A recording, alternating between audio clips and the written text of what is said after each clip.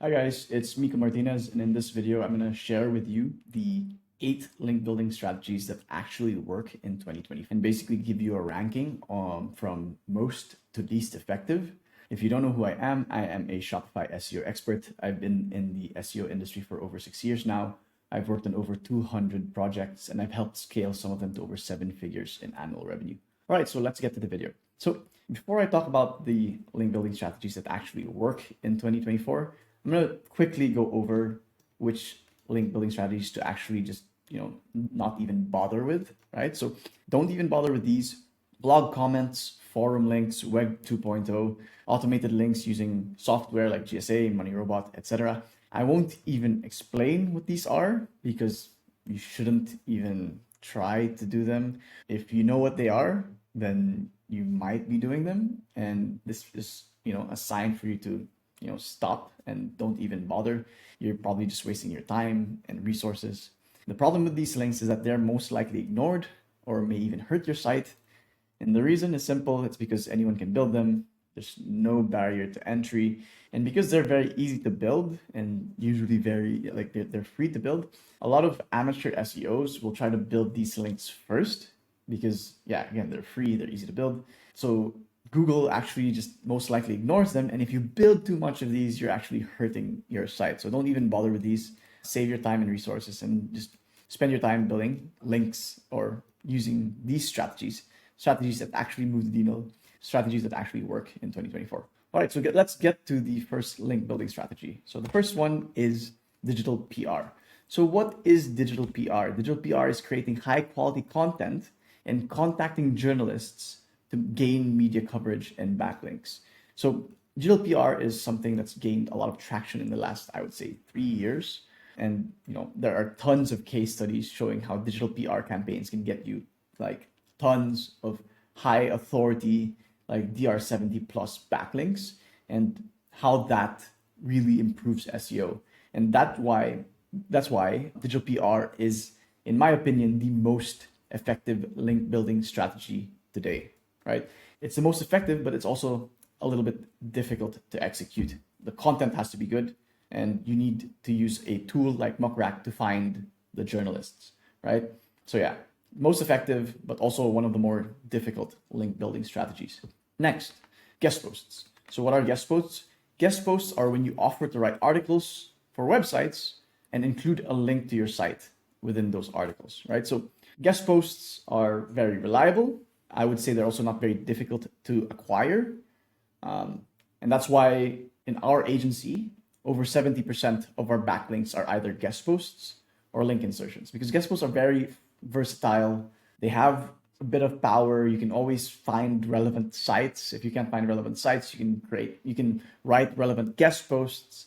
So they're very versatile as a link building strategy, and they're not as difficult as to acquire as let's say digital PR, right? So guest posts are our go-to link building strategy at the agency. Next is link insertions or niche edits.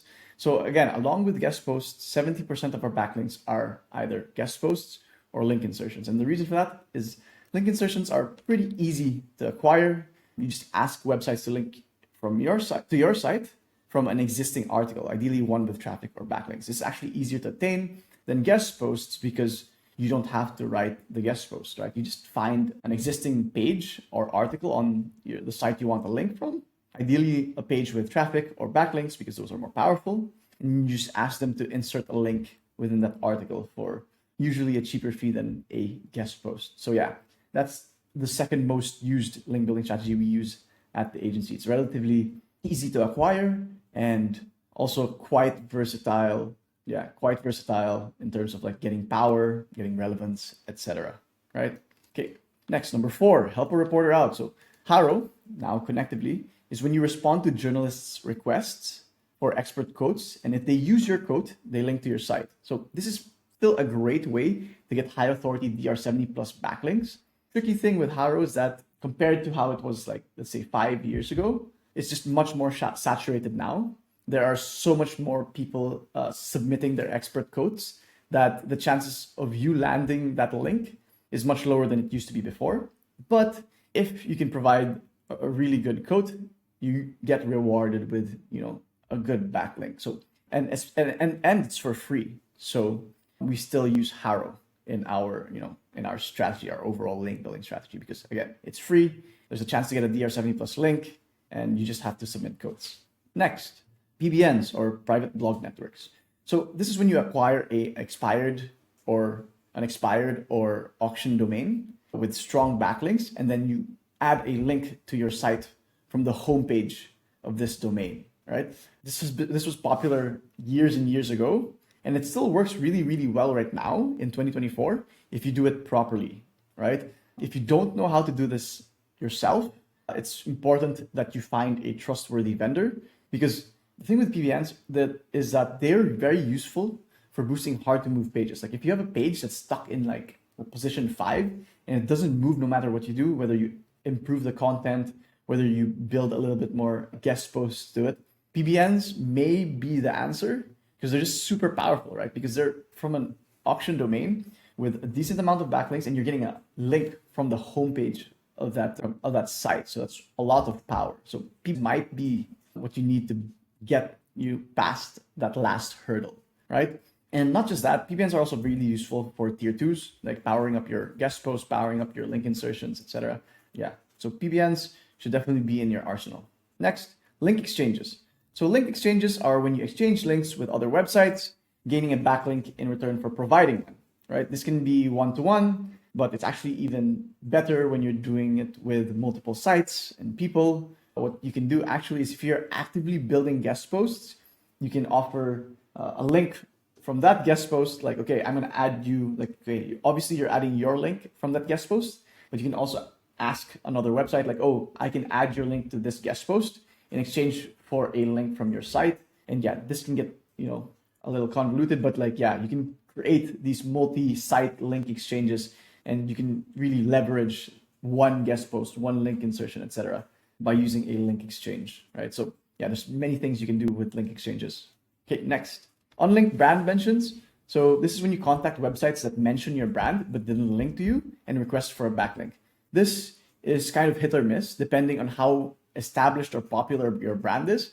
You might have a ton of unlinked mentions that you can easily get, and again, these are free, right? So if you are a more established brand, then yeah, this can be very powerful. But if you're a less established brand without many of these unlinked mentions, then yeah, this might not really yield much backlinks. So it's really dependent on the brand you're working with, right? Yeah. Okay. And last thing is linkable assets, right? So linkable assets are when you create valuable content like infographics, tools, or guides that naturally attract backlinks, right? So maybe even link-based articles like surveys, expert roundups, and like tools like calculators, etc. These can actually, if done very well, attract a lot of backlinks. But again, this is from most to least effective. They are a little bit difficult to acquire. It's hard to convince people to link to your infographic, to your tool, to your link-based articles, etc. Right? So yeah, definitely when coming up with a link building strategy, it's important that you vary your strategy. So you want to use a mix of these. And so for example, like we do 70% guest posts and link insertions. And on top of that, we do Harrow, because Harrow's free. We just have to submit the codes. We use PBNs to get some pages past that last hurdle when they really won't budge, and to power up our guest posts and link insertions. And digital PR is the most effective link building strategy, but it's also the most difficult to execute. So we only do digital PR on campaigns with larger brands with larger budgets, right? Because again, they're very effective, but they're very difficult to execute and can be very expensive when you outsource them, right? Link exchanges, unlinked brand mentions, linkable assets are all very situational.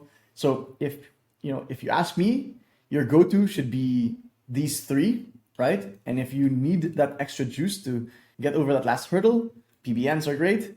And if you're working with a more established brand, you can add digital PR, because again, it's more costly. Yeah. And then just link exchanges, unlinked brand mentions, and linkable assets depending on the situation. If the situation calls for it, if it makes sense to use these strategies, then yeah, go for it. So yeah, that's it. Those are the 8 link building strategies that actually still work in 2024, from the most effective to least effective. I hope this video was helpful. If you want more of these, let me know. Thanks for listening. Cheers.